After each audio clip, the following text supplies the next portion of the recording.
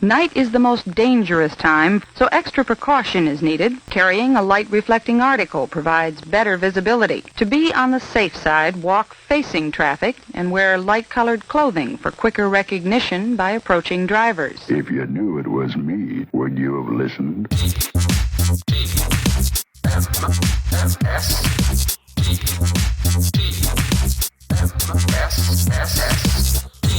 The Morning Stream, Conan the Barbarian.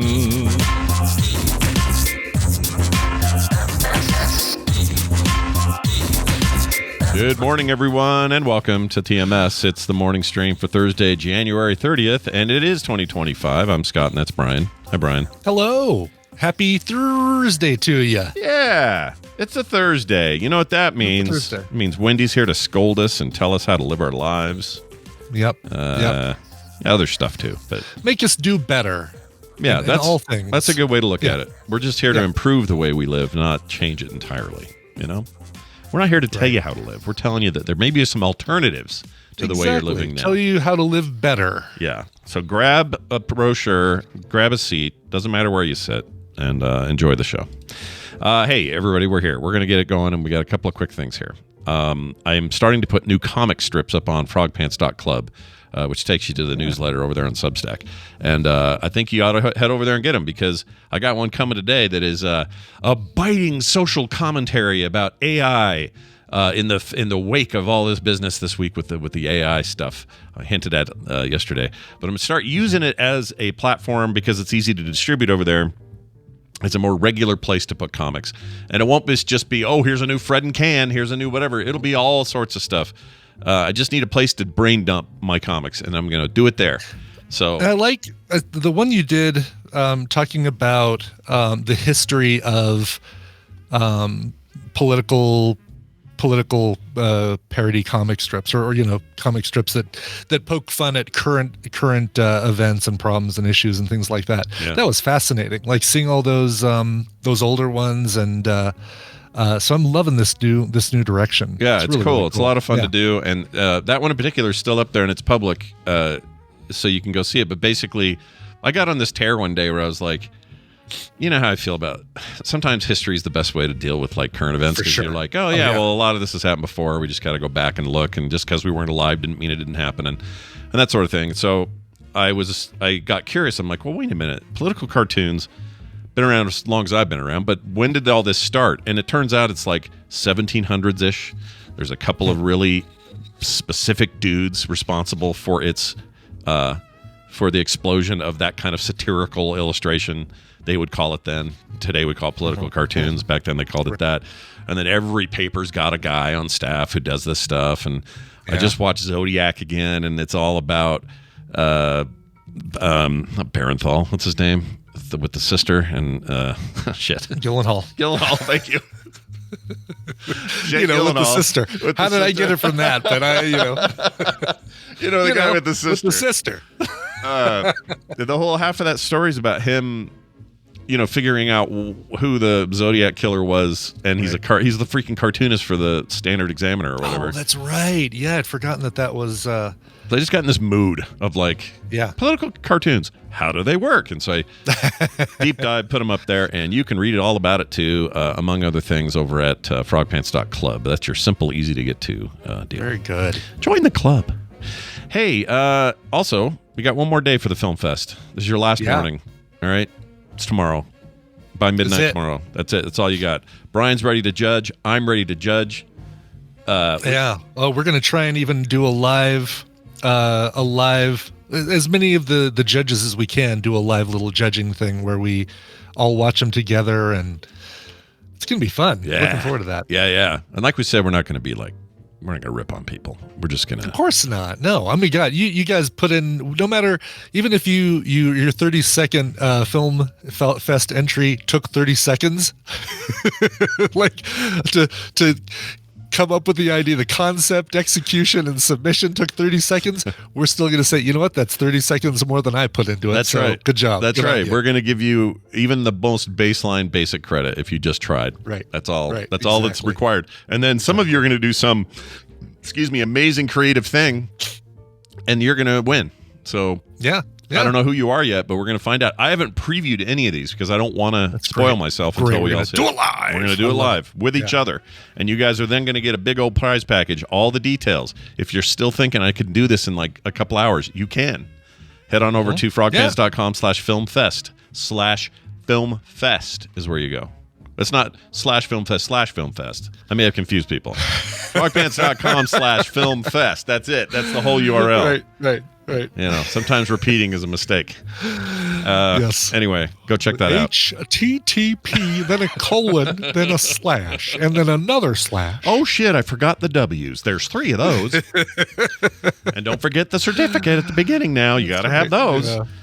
All right. I'm going to play a call for us, if you don't mind. Cool. Of course. This is just a nice call from Racer951, who... Oh, nice. We like that guy. He's great. We do. Yeah, he had this to say. Hey, this is for TMS. This is Racer951Y. The one of, if not the only, hot rodders and one of many 40K lovers in the TAD pool. Just call and say hi. I don't know. I have a question for y'all. Bye. It's just nice to hear somebody. That's very nice. He's into his 40K figure collection stuff, and he just wants to just poke in. It's cool. Yeah, I thought that was really nice. So thanks, man. Yeah, that was an older call, Thanks, but I've had that for a while, so I'd heard that one already because it wasn't part of this new. It was before thing. the vetting process. Yeah. So I had a little bit of pre-knowledge on that, but that was very nice. Right. Now this one I have not, though. This is apparently a bionic woman response.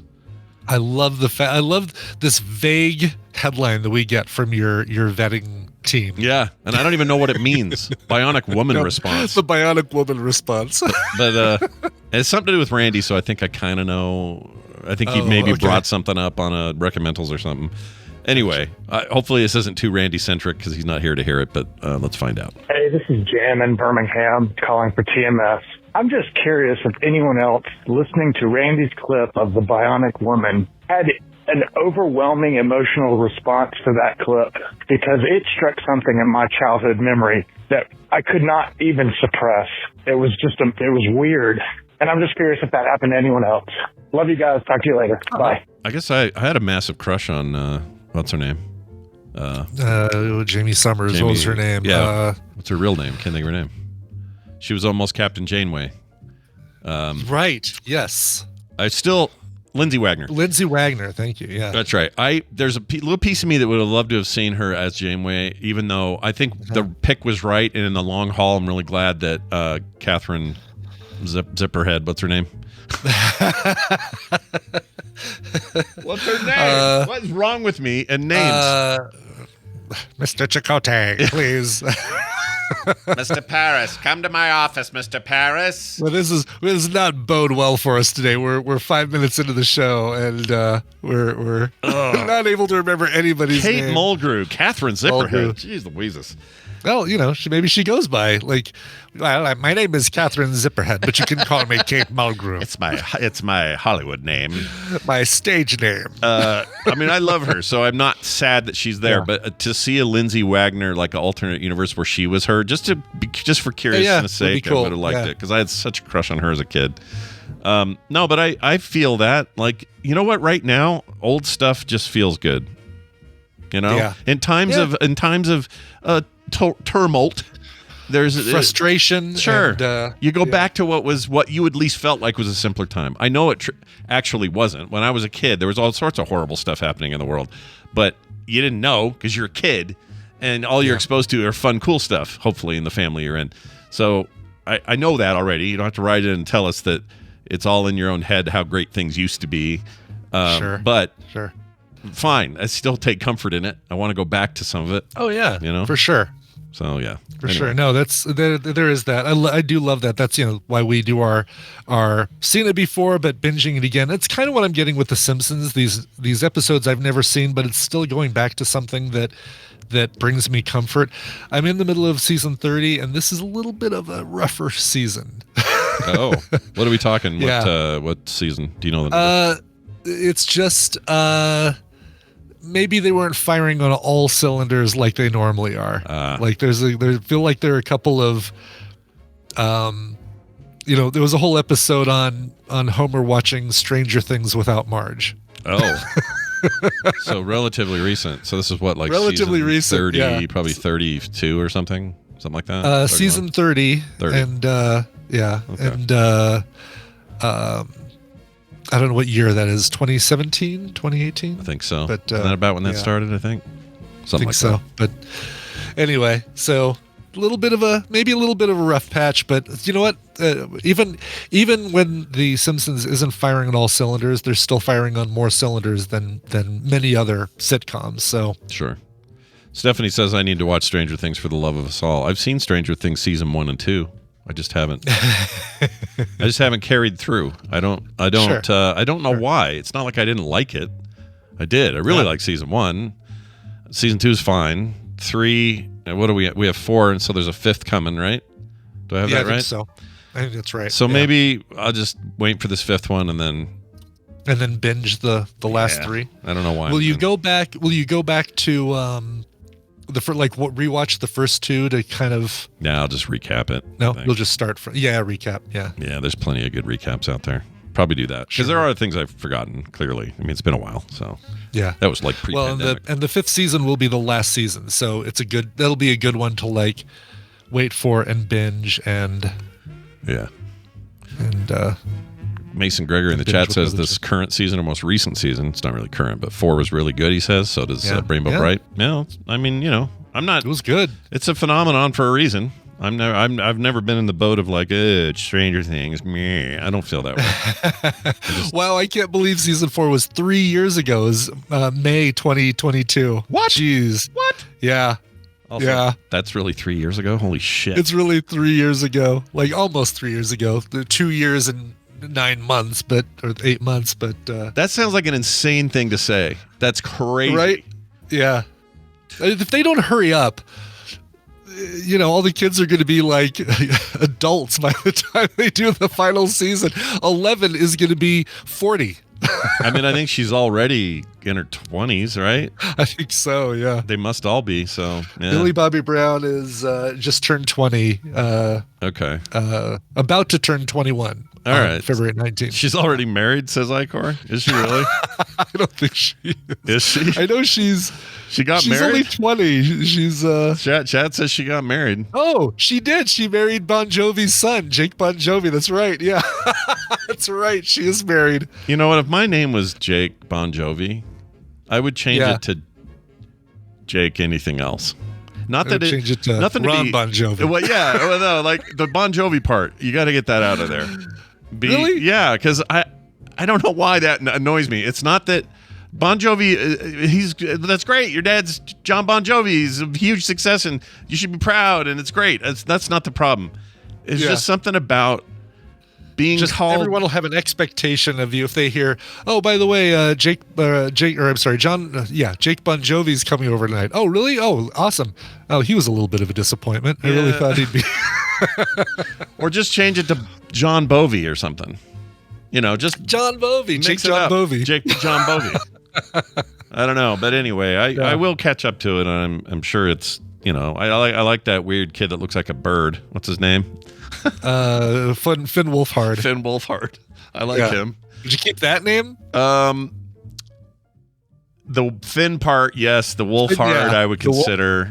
I would probably go Finn Wolf. Just get rid of the hard. There you go. Yeah. Yeah. Just drop the hard. Yeah. Drop the hard. Just stay with the wolf. Finn Wolf. And he has a look of a gangly young person. Well, he's fitting into that hot rat boy, or what do they call him, the hot rat boyfriend. Oh yeah, the rat boyfriend thing. With Chalamet and Is it Chalamet, the dude from the Bear, and who else? right, yeah, Jeremy Allen White. See, and I would think the girls would want that rat boy the most because he's buff, he's ripped. Yeah, While these other two look like they are looking for weed in the backyard. Jeremy Allen. I mean, you put clothes on Jeremy Allen White, and he looks like he's looking for weed in the back of a panel van as well. Yeah, I will say that it's a genre. There are starting to be genres of people, and this rat boy thing is one. Yeah. Whatever they want to call the one that Sydney Sweeney's part of, there's a genre of young woman. Sure. We had the manic pixie dream girl for a while with Zooey Deschanel and yep. Bring that one back. I like that one. Yeah, I think that one's somebody please let me know. Is that one's not looked at favorably, or it's like it's considered an insult or something? Oh, I want to say when Randy talked about that trope a couple of years ago, he said, "Yeah, we don't want to use the term manic pixie dream girl anymore." Really? That's a thing? I didn't know that. I've moved Catwoman. Oh, that's why he's moved Catwoman. I like Rainbow Bright Monica in the chat. Yes, it is. No, it's not. Well, I'm glad to see that we all come together and agree on something. One right after the other. Once again, agreement just around the corner. Oh, okay, because it's a male fantasy. Gotcha. Okay, yeah, that makes sense. Oh, sure. Well, Kim, it can be a female fantasy, sort of, can it? Right. I don't know. I mean, are these women fantasizing that Timothy Chalamet is an actual rat boyfriend? Yeah, or did we project that? Did we? Because it's possible men do this. We may have gone, yeah, look like a bunch of rat boys. Guess the girls are into rat boys now, and that's how it took off. Right. Yeah, I think we probably did it more than the women did it. Yeah, it's a good point. I'll tell you. Hey, the women in our audience, I'm always ready to listen to, because there's a shit we get wrong. You know. Lots of it. I think that Chalamet kid,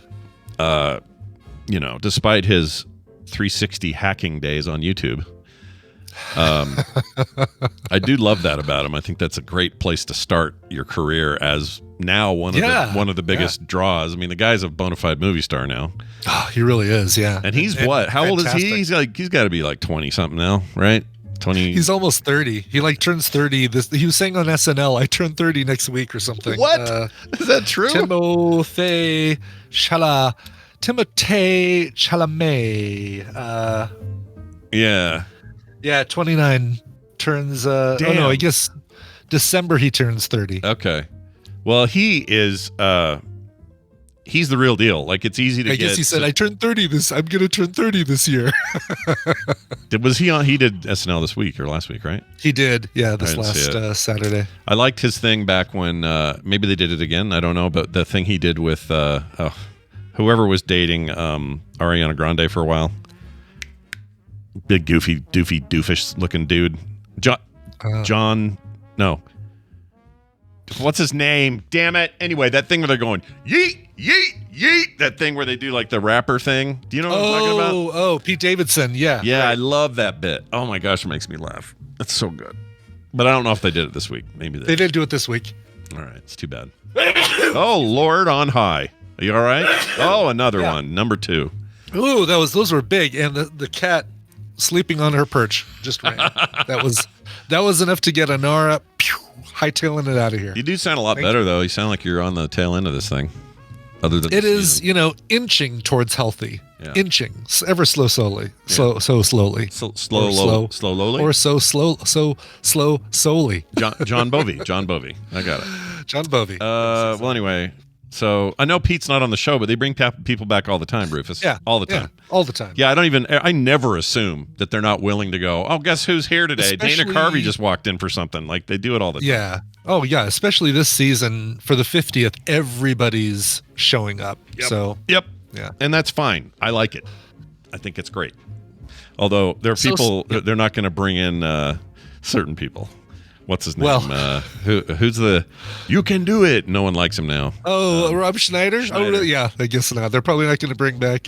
He's a shit. Maybe Victoria Jackson because of her health issues, but prior to her revelation, she was kind of going off the deep end with stuff. Yeah, I didn't know she was sick. Is she all right? It's a cancer thing. Oh man. Yeah. Wish that on anyone. I don't care who you are. I know, exactly. You know what I wish on people I really don't like and I think are bad for society? I don't wish cancer on them. I wish they would just trip into a giant hole full of hot coals and spikes. Oh, wow. Okay. But survive. No. I want them to be ended that way. I don't want it to be a slow, painful death is what I'm saying. I don't want to wish cancer on somebody, but if they want to fall back into a pit of vipers or whatever, and it's over in like 2 minutes, that's okay. I'd say permanent ingrown toenails. 10 of them, all 10. Good. That's good. Yeah. No death. Yeah, no death. You know what? That's good. I like it, There'll Brian. be times you wish you were dead, but you know. Yeah, I'm going to go ahead and I'll amend it. And I'll say there's certain people that if they could just get really explosive diarrhea when they are on camera, like if they're on a podium, let's say, and they just have uncontrollable diarrhea. Or maybe, and just spitballing here, maybe during their confirmation hearing. Oh, yeah. Like, that's good, just too. Nothing but explosive diarrhea. Have them just sit there going, oh. Is there something wrong, Mr. Whatever? Can I need a minute, and then it never ends for them. Yeah. Oh, man. Anyway, and I'm not gonna bring anything up. Like, I'm not gonna talk about the politics of anything. But Jimmy Kimmel had a hilarious thing last night where he showed a current confirmation hearing, and the wife of the person who is getting confirmed in the background listening to all the things that this person is being accused of, and all of a sudden you hear boom, boom, boom. No way. That's great. To Disturbed Angel in the chat, calm down. We're joking. All right. This is what we do. Everything is not a serious take. We're not advocating anybody die or be sick. Or be harmed. All right. We're just joking around. That's how you deal with your frustrations. We're not wishing ill on people. No, you were just venting. That's what you do. Let us have our moment. Yeah. All right. I know Talia is, but we're not. All right. Okay. Another quick thing before we go. You saw this, and I didn't know they had come down to it. So what happened? They're down to 3 names for your Utah Hockey Club, Scott. Oh, my 3 Lord. names. That explains why my neighbor was yelling at his dog so loud. Long story. Oh, really? Yeah. Is that really? If you guys ever hear, let's put it this way. No, I can't because it'll give something away. Never mind. Let's just say I have a Canadian neighbor who was very mad at his dog yesterday, and I've never heard anyone yell like that. So I'm just saying, Canada, you're supposed to be nice. You're supposed to, all the stereotypes we have about you guys. It wasn't clear yesterday that had taken hold. Supposed to not poop on the floor, eh? What are you doing?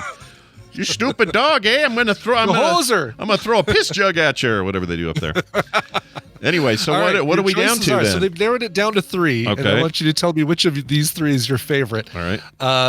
Number 1 is Utah Hockey Club, just keeping it what it currently is, but you've been around the city and stuff. You've seen how many people are wearing the Utah Hockey Club merchandise. So keeping it as that name might not be such a bad idea. No, but I also say to those people, don't buy that shit until we know. You know what I mean? It's right. It's your fault for buying it. All right. Second one is Utah Mammoth.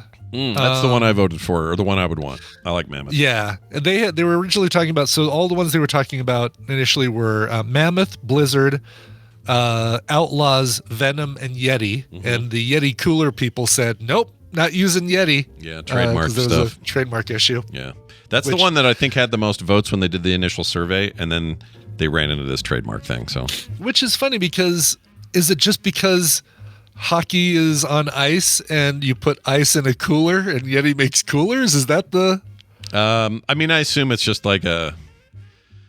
I don't know. Like people get confused. Like, oh, I want to go see the Yeti tonight. Oh, the cooler? No, the hockey team. Or they say, hey, drink a hot beverage out of my Yeti. Out of a hockey player? Like, right, exactly. I agree with you. That's dumb, but I think they're probably just some baseline, like, gotta protect our trademark, and I'm sure that's all it is. So okay, I wonder if the same thing happened with Blizzard. If Dairy Queen said, nope, you can't call it the Utah Blizzard. Yeah, or Blizzard Entertainment was like, hey, oh sure, yeah, it can't be the Blizzard. So what are my other options? All right, so those are the first 2, Hockey Club and Mammoth. Third one is the Utah Wasatch, which is a new one that they've been talking about. Okay, so we have the Wasatch Mountains. That's what that's based on. Okay. Exactly. So, which I think is a Native American origin name for those mountains. It is. It's a Ute. Indian word meaning low place in high mountains. That's right. What it means. That's right. The Wasatch Front, we call it a lot, stuff like that. Yeah. Okay. Interesting. And they're saying that if they make it Utah Wasatch, they could still have a Yeti as the mascot. They just won't be called the Utah Yeti. Oh, right. Because you still got to go mascot. So if you do one of these vague ones, you're going to have to pick something. I'll bet they do that anyway, even if they end up. No, on the mammoth, they'd probably have to do it. They'll probably do a mammoth, a woolly mammoth looking thing. Can you imagine that though? Like, what the hell does that look like? Just a guy with a hairy elephant head? Well, I can tell you, Scott, because the Colorado Mammoth, the lacrosse team that I have season tickets to, has a woolly mammoth as the mascot. No way. Okay, so do you have a? Do you have I'm one? going to send you a photo. Yeah. Take a look here. Let's see here. Because it just seems like a big old head, right? Like a big old. It is a big old head. Yeah. Oh yeah. You know what? This is all right though. I like this. It's not bad. I mean, I don't know how whether ours would be even close to this, but this is all right. I like it. And ours would probably be white, snowy white or something, if I had to guess. Right. Kind of like our racial makeup here in the state. That's not exactly true. We have a lot of Hispanic folks, Islanders. We got some people think it's all just a bunch of white Mormons. That's not what people think it is. But keep thinking it to keep our costs low and keep thinking we're weird. I'm totally fine with it. Right. Like to reiterate, we're weird as hell here. You don't want to live here. It is not the most beautiful state in the union, and we don't have incredible parks and amazing places to visit. So stay home and keep our housing low. All right? All right. Here we go. Here's the one I was trying to send you. Okay. There you go. Oh, okay. Yeah, he's right up there. Did you take this shot? I took that one and then... That's awesome. Yeah. I love it. That's the woman who sat behind me for a little while. Yeah, she looks very into her phone at the moment. There are so many who are just into their phone that just basically sit there like, oh, they scored, awesome, and they look up from their phone. Do you have a hair place called Hair Editors? Is that I guess. That's awesome. Yeah. Editing hair instead of cutting. I had my hair edited. Yeah. I love that. Oh, the official salon sponsor, it says up top after all that. There you go. See, all right. Well done. Look at all these hardcore fans ready to roll. I'm getting a little pinchy zoomy here. Yep. You can, and then the next one. Oh, yeah. Look at this. You guys are going to love this. Is this recent? No. Let's see. When was that taken? I love it, dude. Because I'm finding some great ones actually. That one was taken on. That was about a year ago, February 23rd, 2024. Look at these two. They're jealous. These three. They're like, man, how come we're not with the mascot getting a picture? Well, exactly. Those are the people in the area that where people.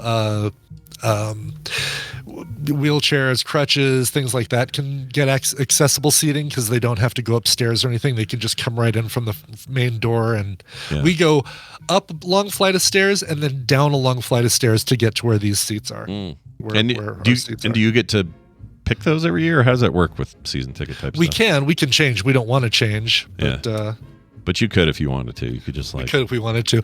I'll send you. I sent you one more here. Yeah, I like this one. Here we go. Yep.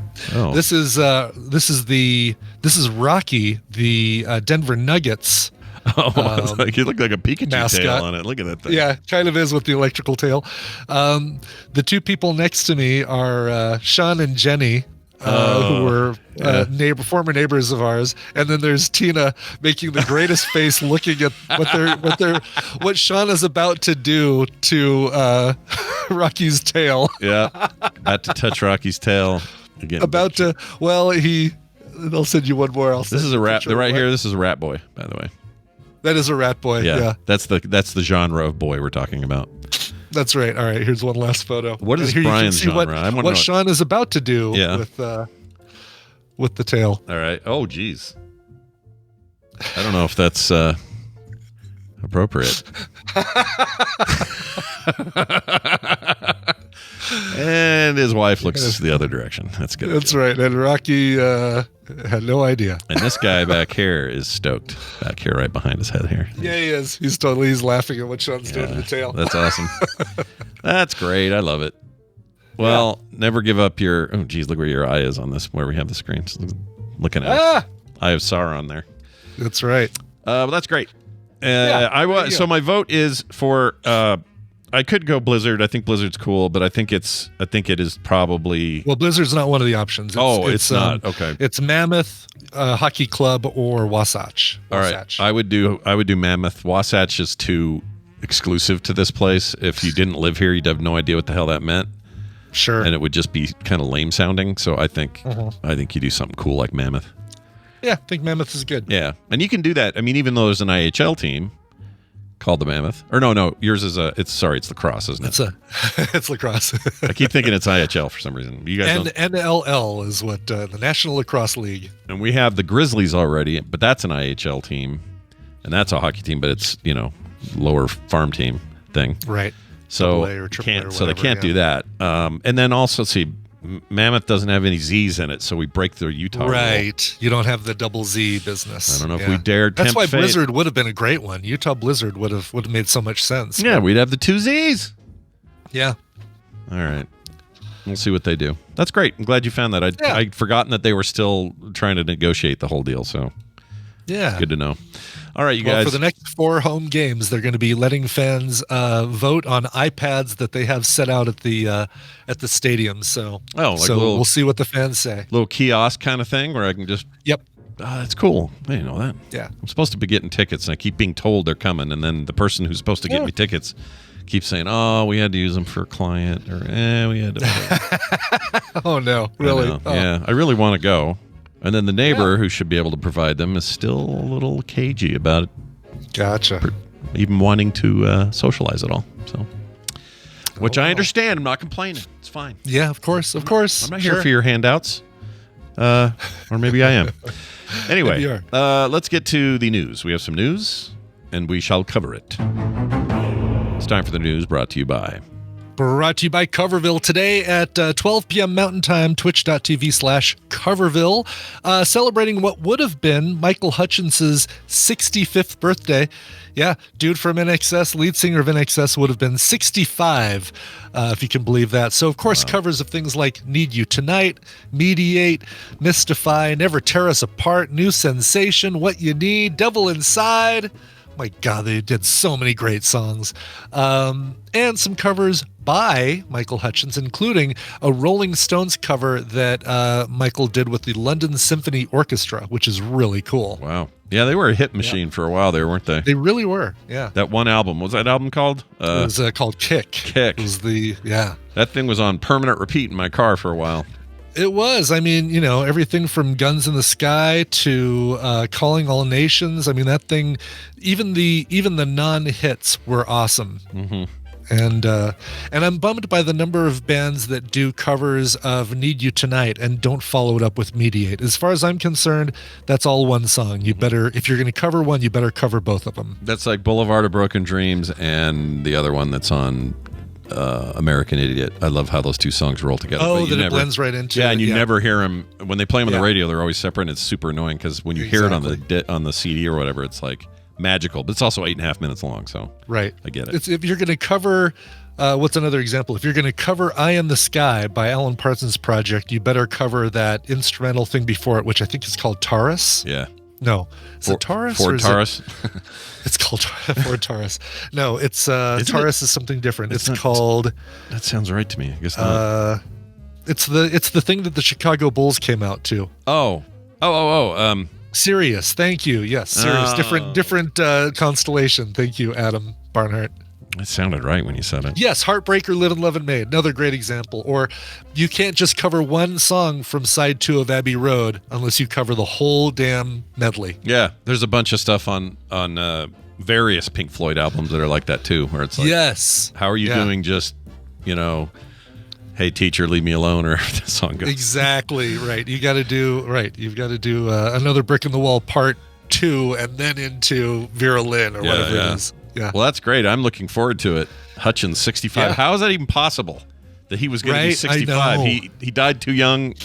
Died way too young. Yeah. 1997, man. And in a gnarly way that no one likes to remember. Exactly. We won't even talk about that. But yeah, Bob Geldof. I still hold Bob Geldof a little responsible. He riled Michael Hutchins up in those last few days because of the relationship with Paula Yates. Oh, I didn't know about that. Yeah. Speaking of the wall, jeez. Oh, right. Good point. Yeah, no kidding. He's in the movie. He's pink. Do you ever think we'll ever film sack a thing like that? Do you think that ever happens? The Wall movie? Oh, we could totally do the Wall for Film Sack. We should. Oh my God, that'd be great. We got what we should do is keep our eye out for any upcoming Pink Floyd anniversaries or something. There we go. Or the anniversary of the wall itself, the album. Yeah. That is that'd be an interesting one because that was an Alan Parker film, if I remember correctly. I think so. It's a lot of music, obviously, but there's dialogue. I mean, we can. Oh, lots. Yeah. You stand still, lady. It's been so long, dude. We should do it. We should do it. I'm throwing it in the hat right now and saying, let's find it. I don't know where it's streaming. Probably isn't. Yeah, good point. Might not be, but that's one I have on. I think I've got it on Blu-ray. If I might have it on DVD, but not on Blu-ray. I just remember the marching hammers. Yeah, there's a little bit of dirty stuff, but the album has dirty stuff on it. So yeah. Plus, we've done the Cosby Kid with the shotgun and the hoo-ha. We're fine. That's right. It's true. Yes. We know how low we can go. So we did Zardoz. Okay, I think Zardoz is the that movie is 2/3 naked people. Yeah, it's just Sean Connery in a tiny diaper. We can do it. We can do it. Oh, I've seen Optimus Prime. I've seen Brit Floyd, and they are fantastic. Oh, they cover band or something? They are, yeah. And the Australian Pink Floyd. What are they? I think they're just called the Australian Pink Floyd cover show or something. Yeah. I've never heard of them before. Yeah, they're good. They're great. They really do a good job. Now that you say it, I think they were one of our summer concert series over here at the amphitheater thing. Oh, yeah. I feel bad I didn't check them out. Yeah, they don't bicker like the real Roger Waters and David Gilmour too. So I always that's so funny when I hear about those two fighting. I always think about Comfortably Numb because it's such a great combination of the two voices. Yeah, goes back and forth between the two voices. And I always think like in the studio where those two just like receiving. Oh, come on, Gilmore. That was bullshit. Do it again. You know what I mean? Separate rooms, basically, like how Sting and Andy Summers had to do it, or was it the other guy? Was it drummer? Oh yeah, those guys always fighting, weren't they? They had a bit of a tiff. Yeah. Well, let's do this story. We got a story. Yeah, let's actually do news stories. AliExpress in the news this week for having their AI model released, but also they have this story going on. A Georgia man ordered a drill from AliExpress. He lives on Peachtree Avenue. He lives on all the peach trees, and that's a great callback to yesterday. Thank you very much. Yeah, it was really good. Anyway, he ended up getting a photo of one instead. They didn't send the drill.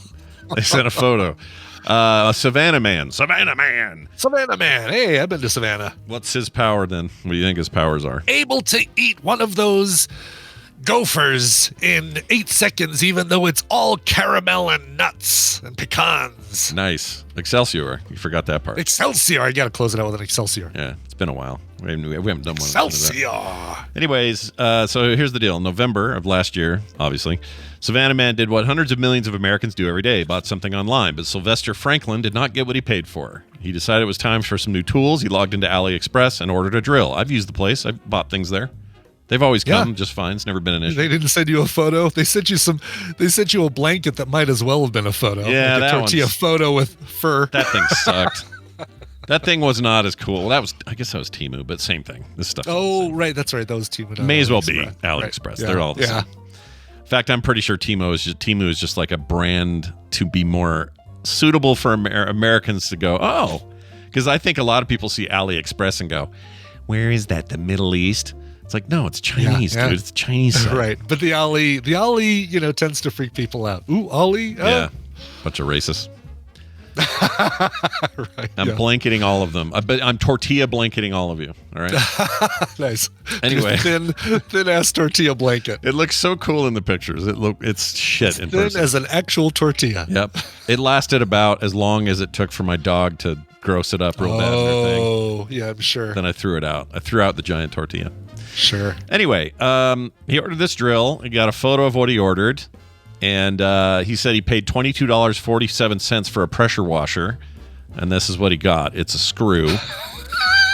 No way. He really did get a screw, didn't he? Yeah. And here, you guys. I'll show you this picture. Oh, this poor guy. Jeez. I know. I feel a little bad for him. But also, that seems too cheap. It's like it should say IOU at the top. IOU. drill, and all these accessories. Yeah, their descriptions. That's the one thing about that the Alibaba stuff or the AliExpress stuff. You need to really dig deep into the description because often they are not what they seem to be. I did this with a device that was supposed to be an external video game thing that I could plug into anything and play on it, and it was only $17, and it was like supposed to be awesome. And I was going to test it for Play Retro, and so I ordered it, got it. All it was an old style hard drive, spinny hard drive, not even SSD, like 500 gigabyte regular ass hard drive with a USB connector on the back of it, the old kind, and it was full of ROMs, all very sus ROMs that I don't trust any of them. And it didn't. You don't just plug it in and it works. You have to like drag them out, and it was all bull crap. And basically, what it comes down to, or at least this is Dunaway's description to me, says the way Alibaba works and the way AliExpress works is they take massive overstocks from other places that they cannot get rid of. So in this case, old hard drives nobody wants anymore. They slap a new description on it, throw some files on there, and call it like a product that you could sell, and that's how they unload this stuff. So you just got to be really careful about reading it, and you'll be okay. Jeez. Anyways, been going back and forth with them since he ordered it in November. Still has not received a refund. In 2021, the Office of the United States Trade Representative added AliExpress to its list of notorious markets for counterfeiting and piracy. The website has the D rating from the BBB. That's the Better Business Bureau. Indeed, it is. In 2024. Yeah. See if he gets a refund or if he just gets a picture of his money. Yeah, that's right. The state of Georgia's Consumer Protection Division, or the CPD, located on Peachtree Hill, off Peachtree Lane, received 3 complaints against the company. 3 whole complaints in Atlanta, or in Georgia. Yeah. Good Lord. Yeah. Well, anyway, good luck to this guy. I hope, what's his name? Sylvester Franklin gets justice. I do too. Yeah, Poor guy. Give him what he wants, what he ordered. All right, we're going to take a break. When we come back from the break, Wendy will be here. We're going to spend some time talking about an email she did receive, and that'll be fun. So stick around for that. Brian, we need a song in the meantime. Scott, it's time for some rock. What? Rock. Great.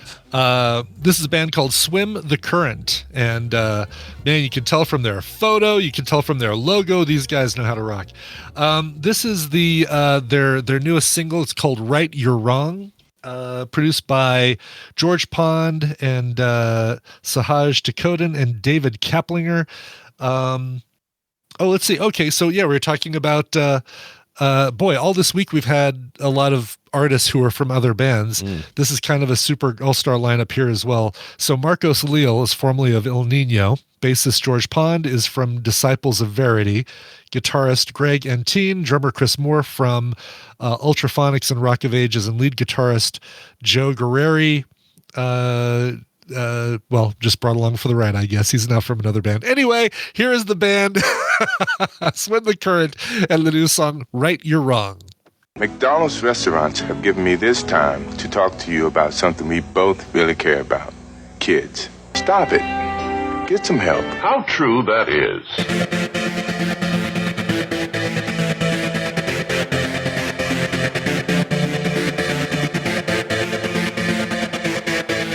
And we returned. Who was that one more time? Sure, that is Right You're Wrong by the band Swim the Current. Go check them out today. Nice. I like that. The Current. Fits the song. The Current. And the name. Swim the Current. Yeah. All the water references there they got going. That's right. That's right. All right. Wendy is in the wings. Yay. She's all green, which usually is a good sign. That's good. She remembered to turn her phone on. Right. Like to give her a little beef, a little heat. Nothing wrong with that. A little brotherly heat. Nope. You know? Exactly. That's what being a sibling Deserves it. all little about. Heat. Yeah, a little heat, a little trouble, a little tease.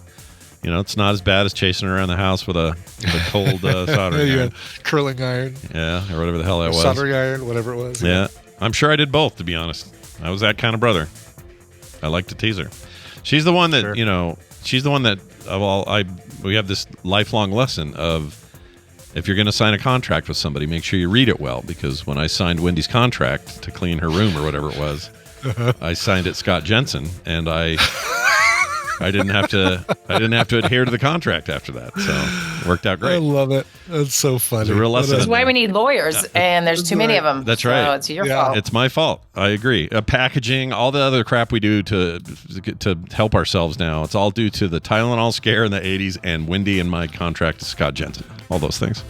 Hey, you I never guys. got that ice cream cone. That's right. Check this out. Oh, hell no. That's my sister, Wendy. She is a therapist and somebody who helps people all the time with real problems. She comes on the show on Thursdays for Therapy Thursday and helps you with yours. Wendy, welcome back. How the heck are you? I'm doing well. How are you guys? Where'd you end up going last week? You had something cool. Yeah. So, my little gaggle of friends from high school. Yeah. We still get together once a year. So we went on a little trip together. It was super fun. You're a lot like your niece, Carter. Yeah. Carter, just this morning at 6:30, left to go to Sedona, Arizona in a rented van with 5 of her friends. They're all from high school. And they get together and just do this every once in a while. And you're the only 2 people in my life that are that regular with people they went to high school with. I mean, Carter's less removed from high school, obviously. Yeah, well, I got a bit of a gap. Yeah. It's pretty embarrassing. Yeah. No, that's great, though. I know you guys always have a good time, so I'm glad to hear it. Yeah, we always joke, like, we don't need a reunion because the only people I want to see, I see maybe once a year. Yeah.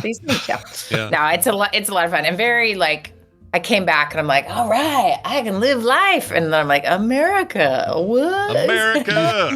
Yeah. Yeah. Woo. Gets a little weird. But it was good. I'm glad you got to escape it. Currently, Carter's escaping to Sedona. My wife has escaped to a Mexican cruise with her siblings. Everybody's doing their little yearly, hey, we do this thing once a year. Let's all go do it. And yeah, I'm here. Holding down the fort. I just have to hold down the fort.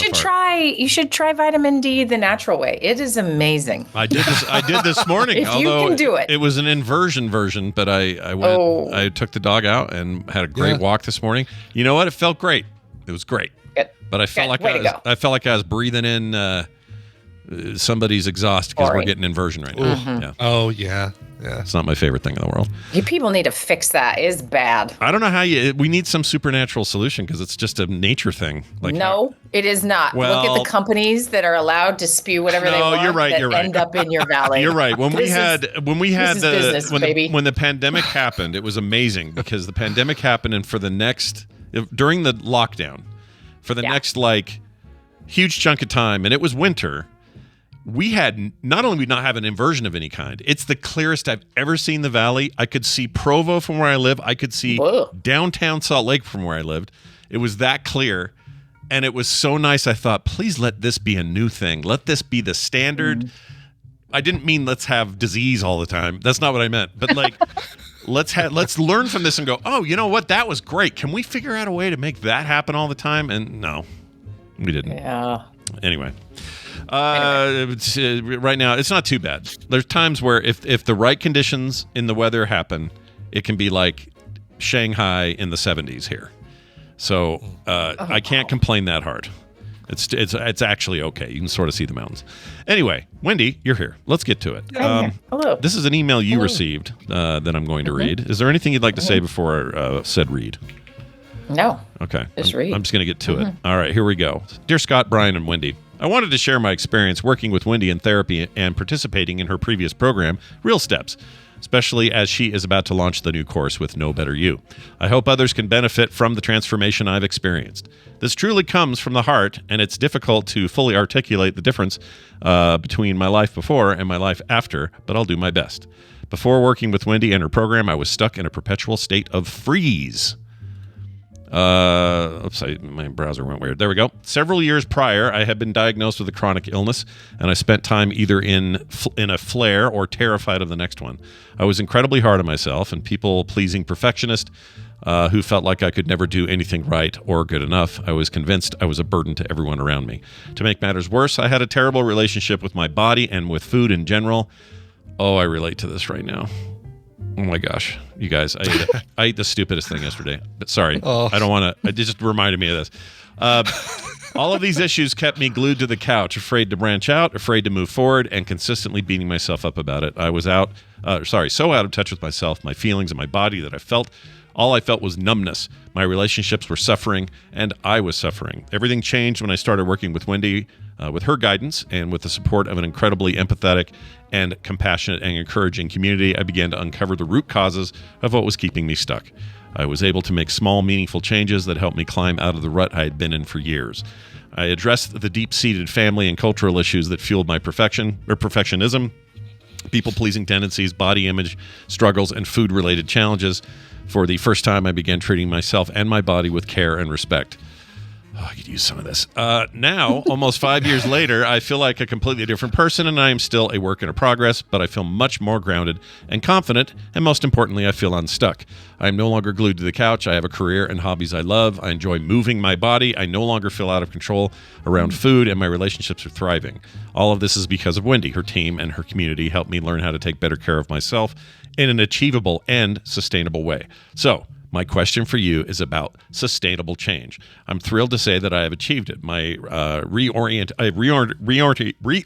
my entire life, and there's no going back. In fact, my old life feels almost unrecognizable, as if it belonged to someone else or happened in another lifetime. Can you explain how this reorienting process works from a brain perspective? How does something new stick and eventually become reality?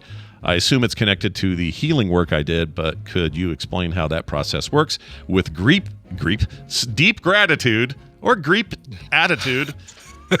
S. We're going to call this person S.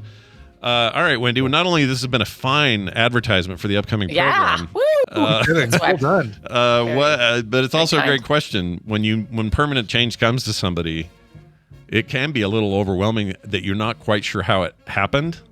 Or how it stuck. Why did it stick? Like those kinds of questions probably come up. It clearly has for S. So let's talk about it however you want to tackle it.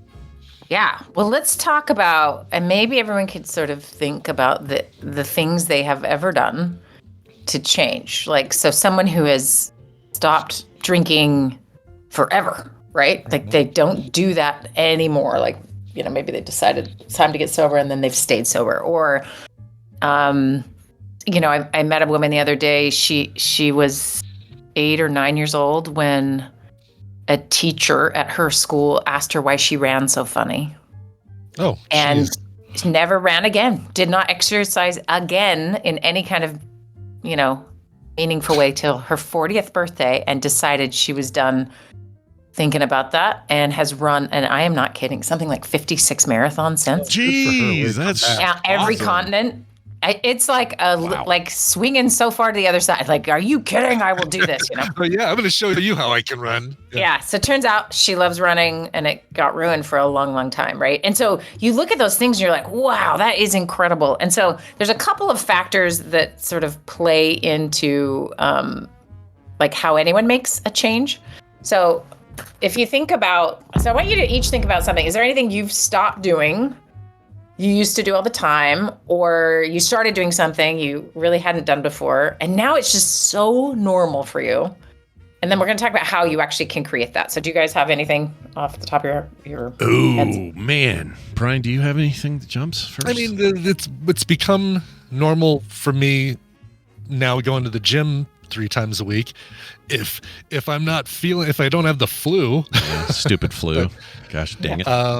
If that counts, I mean, just getting, not doing anything except just trying to eat better for several years and not doing that even very well, but then saying, you know what, all right, let's just try and make that change and sticking with it. If that counts as what you're. Yeah. And so do you go to the gym without a lot of effort every week? Yes. Minus flu times? Okay. So it went from like kind of having to force yourself to like, this is what I do. Yeah, right? This is just part of my life. This is part of my life now. This is part of your life. And that is exactly like what happens when we do something sufficiently to change. So I like this email for all the reasons. It's very sweet. And also it is pointing to the neural behavior or the neural differences after you have made a change. So there is a theory called the trans-theoretical model, or a shorter, more obvious version would be just the stages of change. So we've used this for a long time to understand what people have to do in order to make a change. And so these are going to sound familiar to you. So you can pick your exercise one, or maybe, Scott, you have one right now, which is to stop eating garbage accidentally and feeling terrible. Well, Okay. I can tell you this. I went from, this is, maybe I need to hear this more than anybody, because if you'd asked me, let's say 6 months ago, yeah, one of them would have been just a complete overhaul of my diet, and it had become easy, and I was more interested in healthy food, and I was not, dipping into mistakes and that sort of thing. And since, I'm not trying to tie this to any kind of current events, all right, but kind of since last November or so, I've slipped pretty hard. And part of that was, well, it's the holidays, everybody's over, we're eating stuff you shouldn't eat, right? But it's not that, and I can tell. It hasn't stopped. Yeah, I can tell I've dipped in that regard, and it's really frustrating because, like, even last night, it was just so reminiscent of an old way I used to do it. Because when I was younger and I was skinnier and everything just burned out of me like it was nothing, which was not hard. I had a metabolism that was just constantly on fire all the time. I could eat whatever I wanted, whenever I wanted, as much of it as I wanted, and it didn't matter. Well, the other day, I catch myself eating a bowl of cereal over the sink like a monster. Like a monster. And it wasn't enough because I also had a little bit of some leftover soup, and I think I dipped pork rinds into the soup. Like, weird choices.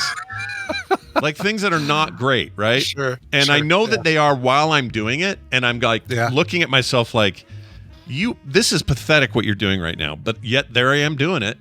And I won't call it like a relapse, but I definitely have had like a backtrack as of late, and I'm not happy about it at all.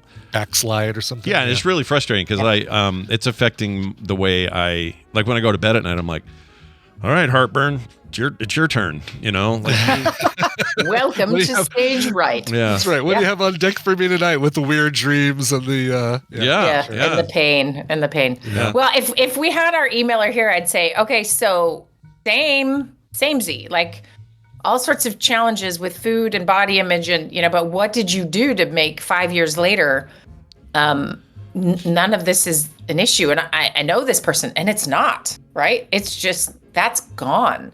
And you're like, okay, well, and she gave a couple of, they gave a couple of hints to small changes, right? And notice addressing the deep-seated family and cultural issues that led to the people-pleasing body image and food problems. So, Scott, maybe you haven't done that step. Like there's more to change often than, especially because we're always often talking about health changes, like, I'm going to work out and I'm going to eat better. Okay, you both gave us those. So they are not in a vacuum. It's not simply that you just can't help yourself. I mean, there's a pretty big industry making you want to eat garbage. And I'm sure once you've seen pork rinds dipped in soup and you're like, that doesn't good. I thought you were going to say ice cream, which is extra gross. But anyway. It kind of does sound good, actually. Yeah. I won't lie to you. I won't lie to you. It was good. Like, it's a good. Right. Yeah. And here's the thing. There is literally nothing wrong with that. You gave us the clue to your problem, is you were saying that this is terrible to yourself as you were doing it, right? While I'm eating it, while I'm over the thing, eating like I'm 12 over the sink, not at the table, not with a nice prepared plate. Like, Kim's probably rolling over in a grave she doesn't have yet while she's off on this thing. And I'm just over there eating this like a freak, and I just see myself and I go, what are you doing here? Right.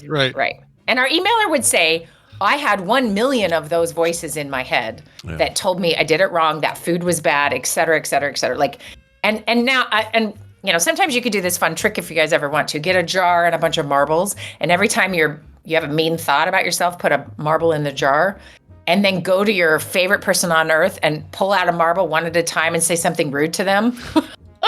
Guess what? You're going to have no relationship, right? And so if your internal world is berating and negative and unkind and critical, and you're not doing it right, or no one will love you, like, you have all that going on. And that's really what this person and I worked on about, was what are the what are the inner critics saying? And then where does that come from? No kid is born with an inner critic. They're not born with it.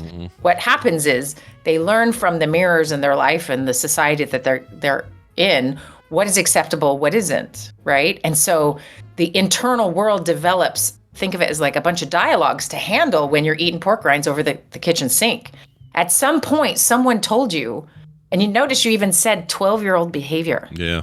Right? Yeah. Like that's what a stupid kid does. I guarantee you did that exact thing as a kid, but some dieter in your life probably let you know that wasn't okay. Or that, I'm supposed to be grown up or mature, whatever. So it comes from all sources. It doesn't always have to be the most obvious, like your mother or, whatever. It could be that teacher saying you run funny and taking up most of your life. So you never do this thing you end up realizing, you love.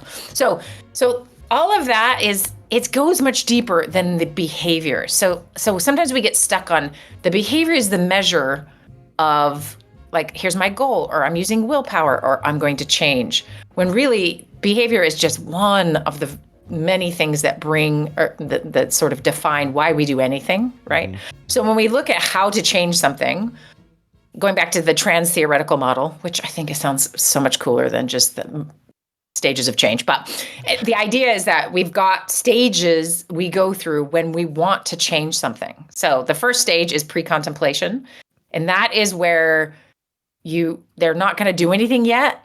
And we're about 6 months out from anything real actually happening. But they just, maybe you're just living your life. You're not quite aware of the behavior. In Mean Girls, remember when she was giving her that bar and told her it was a diet bar and she's just eating them? It's like that. She doesn't know. She doesn't want to eat this thing that's full of calories or something, right? So pre-contemplation, unconscious, right? The second stage, contemplation, and this is where the person becomes aware of the problem and considers making a change. They are looking at pros and cons. This is the really like, I should stage where you're like, I should probably do that. Or January's coming, or I got to get in a swimsuit, or, whatever it might be around, various things. Could be, I need another job. You're just now contemplating like, I should probably make a change. You start thinking about it. Then there's the preparation stage. And this is when the person is ready to make a change. They gather information about the problem. They may try small things to see how it goes, right? This is where we're prepping. And then action is where they are taking steps to actually change that behavior, whatever it may be. And this is I'm committed to this and I'm going to work towards this. This is often a stage where people start telling everybody what they're doing. And that can both be helpful because you have support. And then sometimes it can backfire because it feels really good to tell people you're doing cool things. and then not do it like, the mojo. Yeah. Right. Exactly. And then if you don't do them, you feel like, oh my God, I just told everybody that I'm doing this and haven't been. Right. Yeah. Right. We add like a weird burden to ourselves rather than support. So that's why in this action stage, we got to be a little smart who we're talking to. And then the maintenance stage, and this is the one most people struggle with, is, you're just trying to maintain this new skill or this reduction of some other behavior. And in this stage, it's really important to remind yourself how far you've come, and the final stage. And this is the one most people, and Scott, you're in this stage right now. This is where you regress to an earlier stage. You have a relapse, right? It feels like that, yeah. Relapse is a good word. Yeah, and it just happens. Now, what to do with that is what makes all the difference in the world. Because if it means I'm a failure and those inner critics are just, I think of them like flies on something like, oh yeah, see, you're an idiot and you can't do this, or whatever those inner critics, like sort of the way they talk. Because a relapse is normal. It is an important part of change. I don't think there's a person who has quit something and not had some form of a relapse, or started something and then, went a week where they were sick or on vacation and it got disrupted. This is just normal. And I think sometimes our brains aren't built super well to see that for what it is, rather it's seen as a failure. To treat it as a blip or just a speed bump, but you're still on the road. You're still. Yeah. And so if you are told to expect it and you are essentially like, oh, when's that coming? And this is okay. And you have the language and your inner critics can be quiet during a relapse. It's like having a little vacation. You just can, hey, this is what it is. And then there's no wagon to actually fall off of.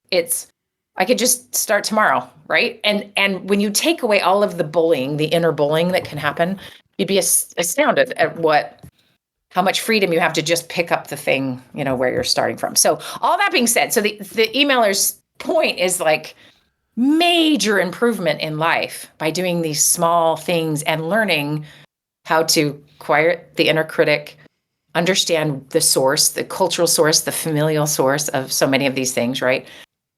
They're unstuck. When they're unstuck, then they can start doing hobbies, build their career. I mean, you look at the language here. I enjoy moving my body. I no longer feel out of control around food. My relationships are good, right? And you're like, whoa, it's all from doing this slow change, right? And keeping it, sort of think about it as both flexible and consistent.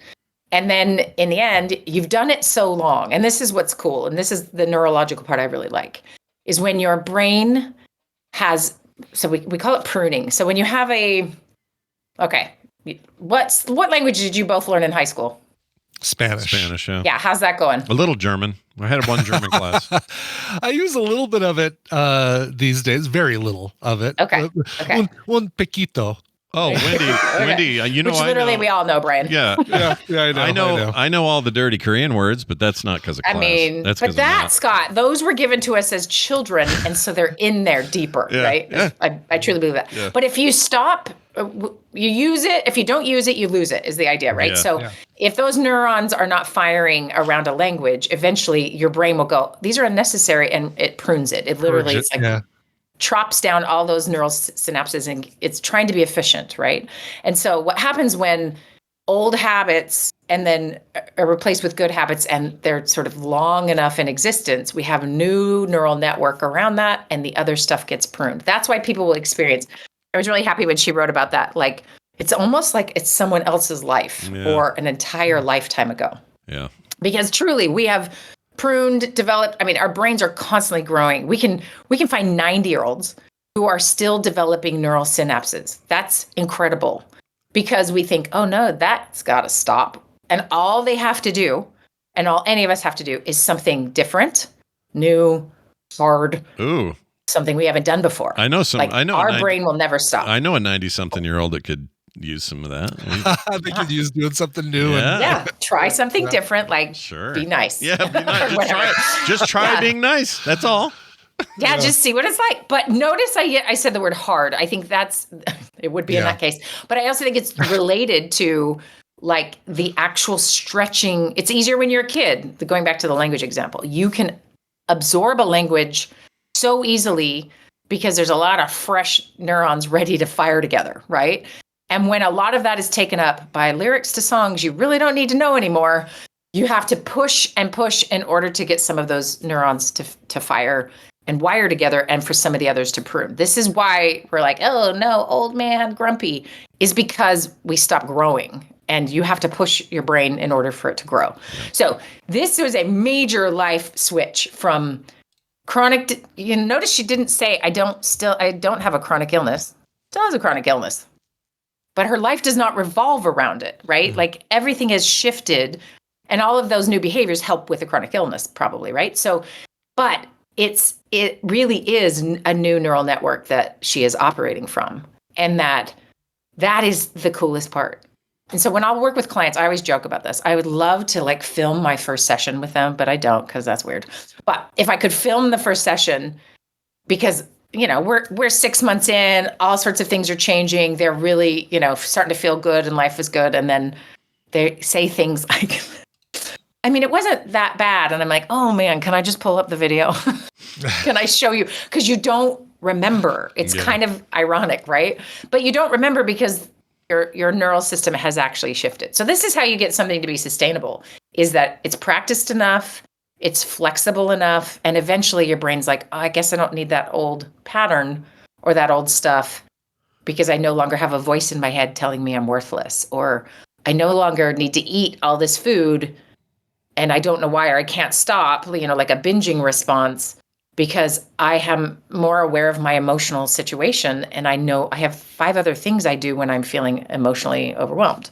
or I feel less emotionally overwhelmed because I'm, so you can see how like the virtuous cycles that's ultimately come about, and then the brain wires around it, which is like the coolest part. Do you think the state of brain science ever gets to a place where, as a treatment especially for those who are maybe having the hardest time rewiring themselves in this way, that I don't know what this looks like, but I was just thinking like put a new chip in, but whatever that involves, that rewiring of your neural network to better adhere to what you want your life to be. Do you think we ever get to a place where that's it's shortcutted? Because it sounds like it's probably this is always going to be like the hardest thing, right? Like what you're describing is not like, guess what, tomorrow if you just think different in the morning it's all better. It doesn't work that way. You're gonna have to really work at it, and it's rewiring your Well, that's a really great question, and there's a couple of things. Let me first talk about the drug-free version. Is really truly to do things you don't do. And that's not so easy. If you think of biologically, we're built to survive. And one way we know we're surviving is when we're comfortable, right? And so we crave comfort. And then when we get comfort, it's really tricky it's a constant battle between being too comfortable and actually being miserable, and then being so uncomfortable, you're miserable. So we need somewhere that's a healthy in between. So for example, like if you never do anything on purpose that's hard. It's one thing when hard things come at you. That's a very different thing than I'm going to do something on purpose hard. So either of you ever done a cold plunge, like a fold to your neck? Yes. In cold water. Okay. No. I didn't want to do it ever again, but it was life altering for a short time after. 100%. Okay. So that is an example of you're never going to get used to ice cold water.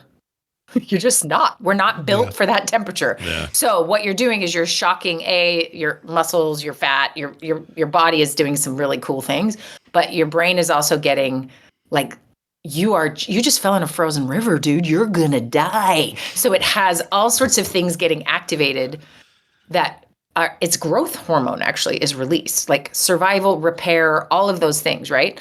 And so that's why you feel so great. That's why it's better than 20 cups of coffee. Is it? Obviously you were freezing, it wakes you up. And then you sleep better that night than you've slept in years, right? Yeah. And so that's because you have chosen, because it is a choice unless someone shoves you in, you have chosen a hard shock to your brain that is very uncomfortable. And our bodies are meant to be somewhat uncomfortable so we survive. And then we can move to having a comfortable day, and that can balance some of this. Most of us, though, are like when she says, I was stuck to the couch, she was literally stuck to comfort, right? No risks. The safest place we have in modern life is sitting on a couch. You're not going to get hurt. Also, you get to watch fun things. I mean, this is the kings of the past would have given anything to sit on any of our couches, right? Right. And toilet paper and flushing toilets. Okay, so all that comfort, though, means not a lot of neural growth. And when we don't do much, you start to lose ability, mobility, cognition, we start dying, right? And when we're young, we can get away with it, sort of, but definitely it's really obvious when someone's older, if they stop doing some of this. So the cold plunge is an example of like giving yourself an artificial way to be uncomfortable. But if you think of like, okay, then my other point was something and it's gone. Speaking of, I need to get in a cold plunge. So get in a cold plunge. So reset. If you're out here anytime, let's see. I know you. I got it. You guys are coming here in July, but we bought one. Well, Carter did. We bought one of those cold plunge tub things that you put out in the yard. Okay. And Kim, Nick, Taylor, they've all done it. Carter's done it 3 or 4 times because that's why she bought it. And they're all like, Dad, do it. And I'm like, I've done it. And they're like, no, do it. You need to do it. You're going to just it's going to be great. And I'm just like, oh, I don't want to do it. Like put ice in there in July and I'll do it. Right. I don't want to do it now. Yeah. Well, but it's already refreshing. Yeah, it's already right 20 now. I degrees just feel like outside. the air. Yeah, just take me outside my undies. That'll work. Anyway. So I did this on this trip with my friends, and we did the sauna first. So we were freaking roasty hot, and then got in. I'm telling you, that was ideal. And I just floated, and I was up to my chin, and everyone else is like just huddled and dying. And I was like, oh, this is because of Minnesota. I'm fine. Yeah, probably. But the truth is, if you can really relax, you can move to comfort, which is wild. That is wild. And then, you got to get out. But so, okay, I remember my other one. So that's the non-drug version, right? Is to go on a hard hike, try to find a beautiful view, suffer a little bit on your way to anything, right? Yeah. Walk far to get to an appointment, right? Anything that actually takes you out of comfort all the time is a great way to grow your brain and remind it you're alive, right? That's part of why it keeps growing. It's like, we're alive and we gotta survive.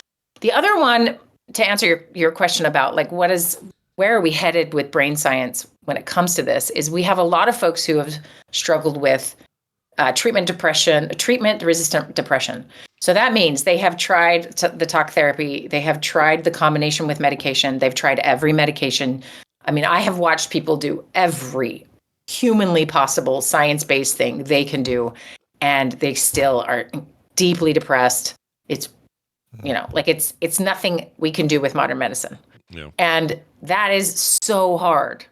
And so what we have found is that psychedelics, MDMA, psilocybin, which is mushrooms, other things like that what it does is it goes in, and in order to, give anyone a trip, it takes the processor, sort of the midline of the brain, which is where all this processing and ruminating and depressive thinking, all that lives there, right? And it takes it offline and then shows you the weird things, right? And trips you out and it takes you away from the hardness of the reality your brain and your neural network has created for you, and gives people a break from that, but then creates more neuroplasticity.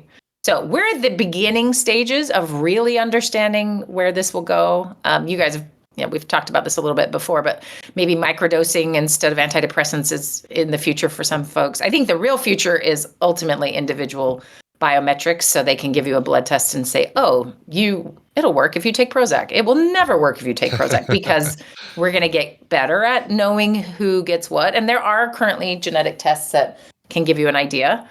Soon, I hope anyway, that it'll be more ubiquitous and everyone can just sort of access easier care that way.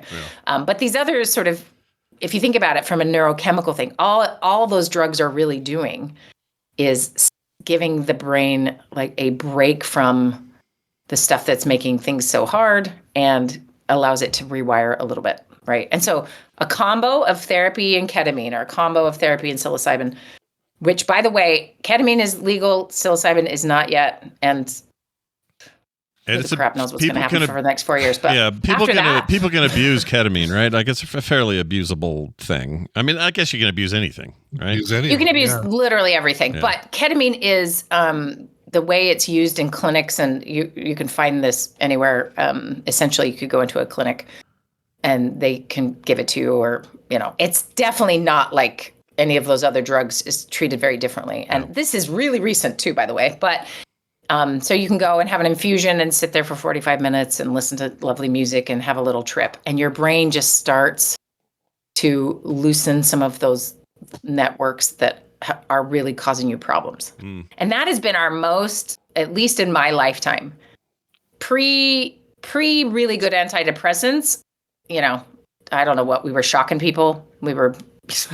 There's all sorts of things we were doing, trying our best, right? And then antidepressants had made a big difference for a lot of folks. And then this is a sort of the frontier, the most new thing, at least in my lifetime, where we're looking at, can you change the brain or give the brain a chance to change sort of chemically, and it's a little faster and that type of thing.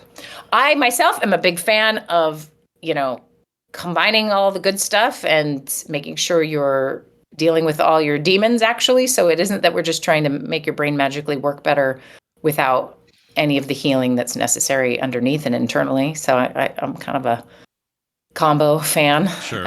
Anyway, but it's exciting. We'll see if it's not all chaos and war, we'll be fine. And we can learn these things. Yeah. We can learn more about brain. Let's do it. Let's get in there. Let's make that a plan. Real tiny note. I'm thinking, could you substitute like just a really cold shower for this? You know what I mean? For the cold plunge? Yeah. Sure, why not? All right. Yeah. And so even if it's 30 seconds or a minute of just at the end of your shower, just turning it ice cold and getting as much as I don't know. I'd want to do it at the beginning and then warm up with a hot shower afterwards. I know, right? But see, that's the thing you want to do. When you do it at the end, though, it's better than as many coffees as you can imagine drinking to stay awake. Sure. It's like a 6-hour window of awakeness. I'm going to try it. I'm going to try this tomorrow before. 6-hour energy drink, basically, is what it is. I would start with this, Scott. Turn it just crank it cold. Step back. And then just start with your legs and put like you're taking an army bath or something. You just go up your legs a little bit and your arms. Start with your extremities at first. Yeah. And then do it every day. And then you can add your core of just and there's a lot of screaming. It's all good. It's fun. Yeah, I'm looking forward to it. I'm gonna give it a try. And I'm here alone. And if you're ever really hot, do it then because you already want it. I'm 100. So tomorrow, for the first time in a long time, I am 100% alone in the house tomorrow. So I'm thinking about doing it then because then my screams will go unheard. Yeah, no one will know. Yeah. No Are the dogs still there? Yeah, they're here. I guess the dogs are here. They'll like, yeah, okay. But they don't care. They're stupid. They'll hear and oh no, my master's in trouble. Does that mean I won't? Will that affect dinner? That's all they'll think. Right? Yeah. Real quick too. Awesome. So this is a side thing, but I think it's just a good time to remind people sometimes the stuff you say or do at the time you say or do them, especially when you're a kid, you don't realize the impact you're having on somebody else's psyche. When you chase your sister with a cold soldering iron she thinks is hot, is probably not a great thing to do. It may even drive her into a career in therapy. Who knows what that'll do? But I remember once my brother Mark said, what did he say? Oh, this is as we're adults. He was talking to somebody else, and he was just talking about careers everybody was having in the family. And he says, he gets to me, and his words were basically, and who knows what Scott's even doing. Right. And I remember being put back by that. I was really like, oh man, sure, yeah. Did my brother really say that? It bothered me. And then later, was before podcasting or no, during. Like this just is all cartooning? This is all during. Yeah, okay. This is all the stuff I'm doing now. This whole whatever it is I do. This was his reaction. That's what he's talking about. And then later he came out here in I think it's 2015. Came to Nerdtacular. Was there for a lot of that. Wendy was here too. He came back from Sweden for it. And he said. Then I overheard a conversation where he said to somebody in a very similar context. He says, well, Scott's the one that's got it all figured out. He's doing what he loves, and he's got this, this great. And it was the opposite of what he had said the other time. Right. But our brains are so funny. I had wired myself to think that he didn't get or care or like what I did, and there's also a piece of me that's like, well, that's stupid, Scott. Who cares? Just don't worry about it. But I had that feeling, and then I had this new feeling of, oh, he does respect what I'm doing and thinks it's cool and all of that. And then now those two things sit next to each other in my virtual movie theater in my head, and they argue with each other all the time. Do you know what I mean? It's not like a big thing. It's not a huge deal for me, but it's enough of one where you can just see how that day, those 2 days, two different neuro cable ways were laid down. Even in your adulthood, it's like shunk. Here's a cable where it's very uncertain. Right. Shunk. Here's one that should erase the other one, but they don't. They're just kind of hanging out there now and trying to decide which one feels like the more dominant one day over the other. It's a weird thing, and you don't know. Well, and that's. I'm not even saying I'm not saying this is malicious. Not at all. No, he didn't understand it before. He understand it better when he saw it up close, and then he said really nice things about it, which is totally a normal thing. We all probably do it. But you just never know who might be listening to that and going, oh.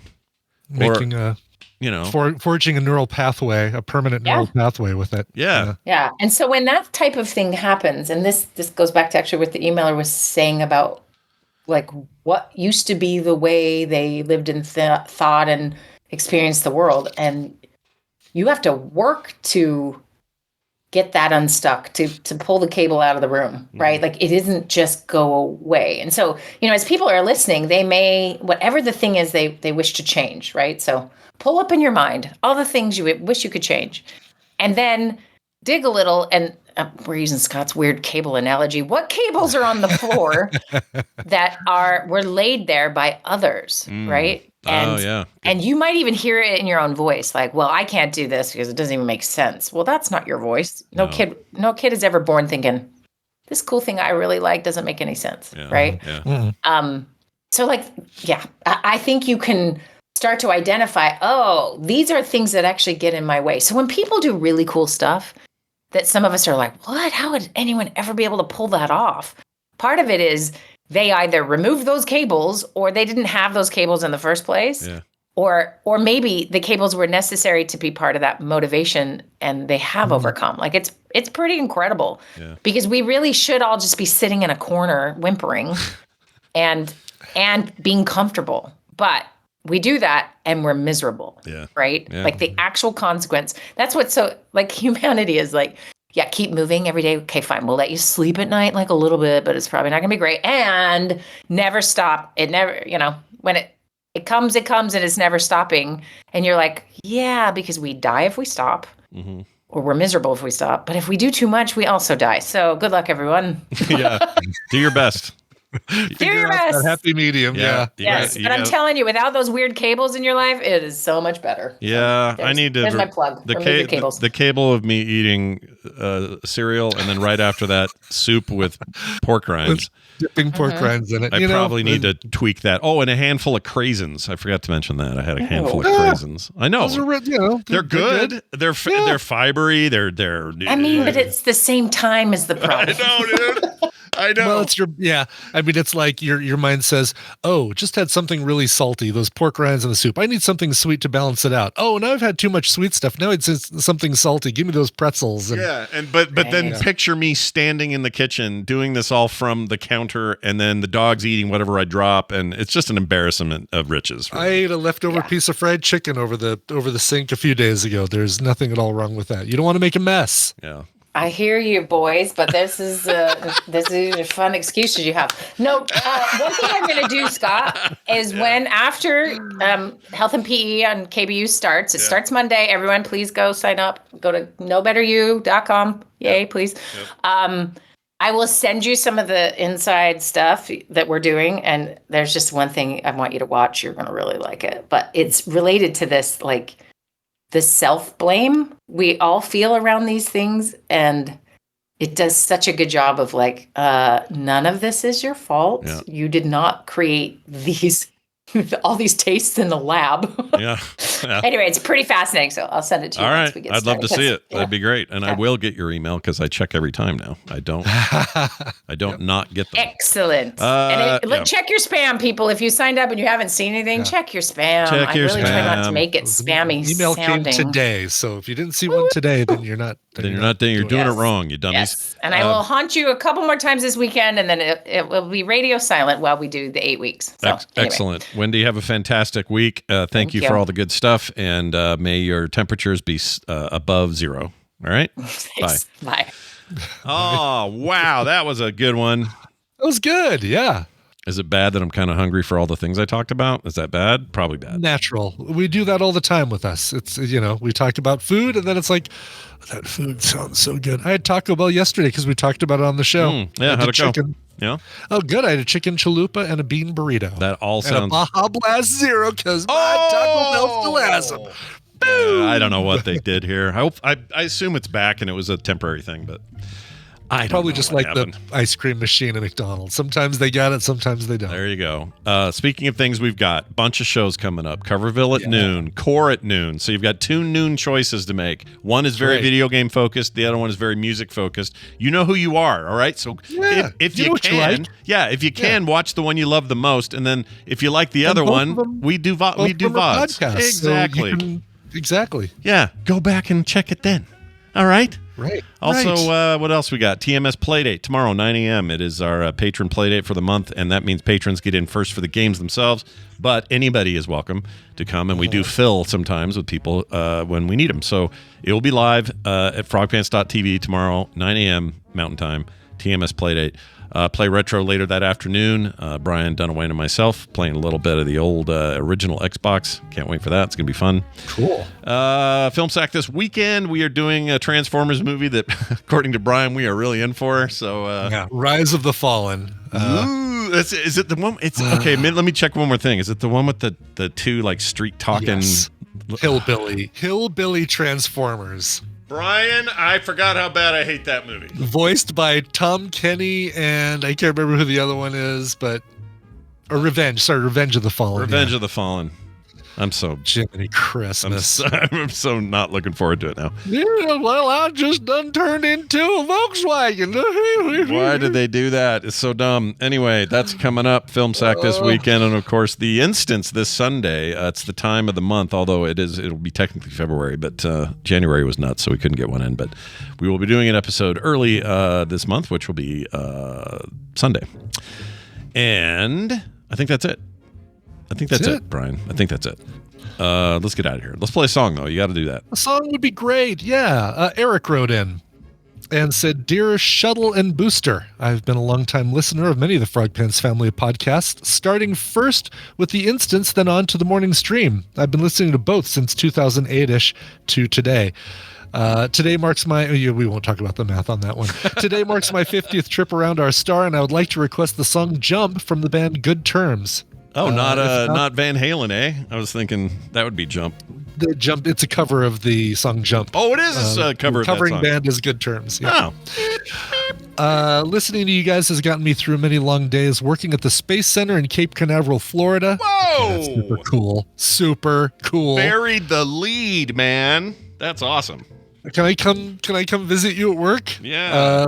Yeah. Cool. The morning stream has been a part of my life for the last 17 years, and for many more to come. I can always count on you both to brighten my day, no matter how hard it may have been. I wish the best for both of you and to everyone in the Tadpool. Signed, Eric. Happy birthday to you. Happy birthday, young man. Hope you have a very good Dersh day. All right, this is just right exactly what you request. This is the song Jump, cover of the Van Halen song, of course, by the band Good Terms. They released this as a single back in 2021, and it rocks. Here is Good Terms. Once upon a time, there was a hero named you. Find the next step of your quest at frogpants.com. Okay,